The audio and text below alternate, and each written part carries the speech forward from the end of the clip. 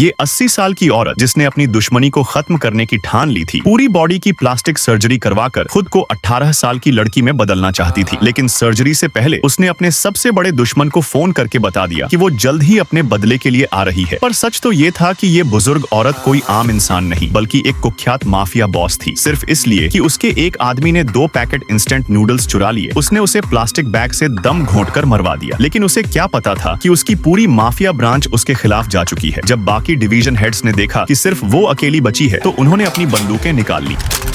पर लीसा ने, जिसे धोखा मिलने की उम्मीद पहले से थी, बिना घबराए अपने हाथ से गोली मारने का इशारा किया। ये देखकर उसके लोग हंसने लगे। उन्हें लगा कि बुढ़ापे की वजह से अब वो पागल हो रही है। लेकिन अगले ही पल उनकी हंसी डर में बदल गई।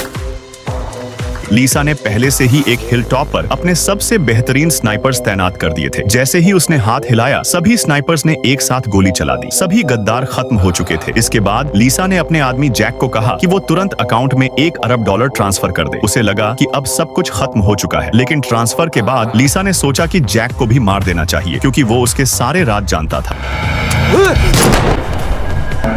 जब उसने जैक की लाश पानी में तैरती देखी तो संतोष की मुस्कान उसके चेहरे पर थी। पर वो नहीं जानती थी कि जैक पहले से समझ चुका था कि लीसा उसे मारने वाली है। इसलिए जब उसने पैसे ट्रांसफर किए तो उसने चुपचाप यू शील्ड बदल दिया और $1 अरब अपने ही अकाउंट में डाल दिए। लीसा के लिए असली झटका तब लगा जब उसे पता चला कि जैक मरा नहीं था। पानी में तैरती लाश बस उसका एक जाल था। जैक कार लेकर फरार हो गया। कहना पड़ेगा उसकी भागने की तरकीब वाकई कमाल की थी। अचानक कंप्यूटर से अजीब आवाज आई तो लीसा तेजी से उसकी ओर भागी। घबराहट में उसने यू शील्ड निकालकर अपना बैलेंस चेक किया, लेकिन वहाँ कुछ भी नहीं था। जब उसे एहसास हुआ कि जैक ने उसे धोखा दिया है तो उसने कसम खाई कि वो उसे जिंदा नहीं छोड़ेगी। लेकिन उसी वक्त जैक साउथ कोरिया में था, जहाँ वो खुद को लीसा की नजरों से बचाने के लिए पूरी बॉडी की प्लास्टिक सर्जरी करवा रहा था। अब उसका चेहरा ही नहीं, उसकी आवाज और कद काठी तक बदल चुकी थी। वो इतना बदल चुका था कि अगर उसकी माँ भी सामने आ जाए तो उसे पहचान नहीं पाएगी।